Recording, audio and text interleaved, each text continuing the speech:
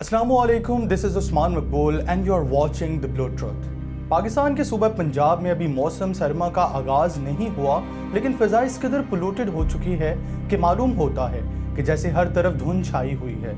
सिर्फ लाहौर ही नहीं बल्कि मुल्तान, फैसलाबाद, कसूर समेत कई शहरों में सूरत हाल खासी परेशान कुन है और अक्सर शहरी सीने में जलन, सांस लेने में दुश्वारी, खांसी और ज़ुकाम की शिकायत करते दिखाई देते हैं। ऐसे में पंजाब और खुसूसन लाहौर के शहरी ये सवाल उठा रहे हैं कि आखिर इस मसले का कोई देरपा हल भी है। पाकिस्तान में इस हवाले से एक आर्जी हल मसनूई बारिश को भी कहा गया था और गुज़िश्ता बरस इसके लिए मुत्तहिदा अरब अमारात के इश्तराक से क्लाउड सीडिंग भी की गई थी। मगर पाकिस्तान वो पहला मुल्क नहीं जहां स्मॉग का मसला इस कदर शिद्दत इख्तियार कर गया है, बल्कि माजी में 2 डेवलप्ड कंट्रीज के कैपिटल्स भी स्मॉग की लपेट में रहे हैं। इससे निकलने में इन्हें कई साल लगे।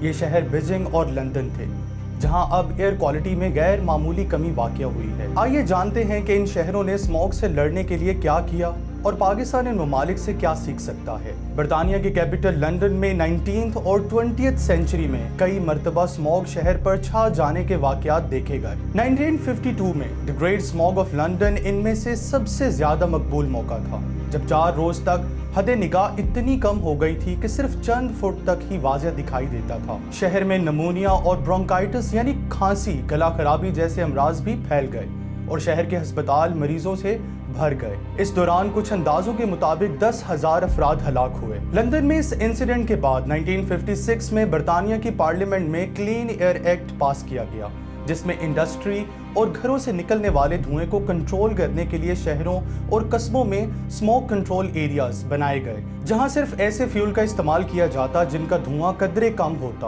और घरों के मालिकान को सब्सिडी दी गई ताकि वो पायदार ईंधन पर शिफ्ट हो सकें। 1968 में इस एक्ट को एक्सटेंशन दी गई। इस तरह लंदन में ultra low emission zone introduce करवाए गए, जिनमें ज्यादा धुआं फैलाने वाली गाड़ियों पर भारी जुर्माने आयद किए गए। लंदन सिटी हॉल की जानिब से इस पॉलिसी को इम्प्लीमेंट करने के 6 माह बाद कहा गया कि एयर पोल्यूशन में 1/3 कमी नोट की गई। अब हम बात करते हैं चीन की, जहां तेजी से होने वाली इंडस्ट्रियल डेवलपमेंट के बायस फिजाई आलूदगी में इजाफा हुआ। 1980 की दिहाई के बाद से जब चीन में कोयले से चलने वाले पावर स्टेशन और गाड़ियों की खरीदारी में इजाफा हुआ, तो चीन के कैपिटल बीजिंग में जहरीले केमिकल्स और फिजाई आलूदगी में इजाफा होने लगा, जिसे कंट्रोल करने के लिए सालों मेहनत करना पड़ी। एक बड़े एक्शन प्लान के तहत कोयले से चलने वाले नए प्रोजेक्ट्स को बैन कर दिया गया। घरों में कोयले से चलने वाले हीटिंग सिस्टम को बंद कर दिया गया। डीजल ट्रक्स में फ्यूल और इंजन के म्यार को बढ़ाया गया, जबकि पुरानी कारों का इस्तेमाल बंद कर दिया गया।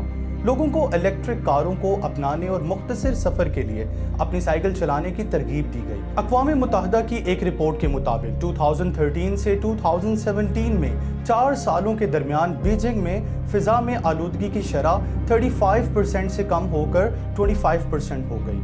रिपोर्ट में कहा गया कि दुनिया के किसी और शहर ने ऐसी कामयाबी हासिल नहीं की, लेकिन बीजिंग शहर में अब भी फिजाई आलूदगी है और आमदोरफ्त के दौरान अक्सर अफराद मास्क का इस्तेमाल करते दिखाई देते हैं।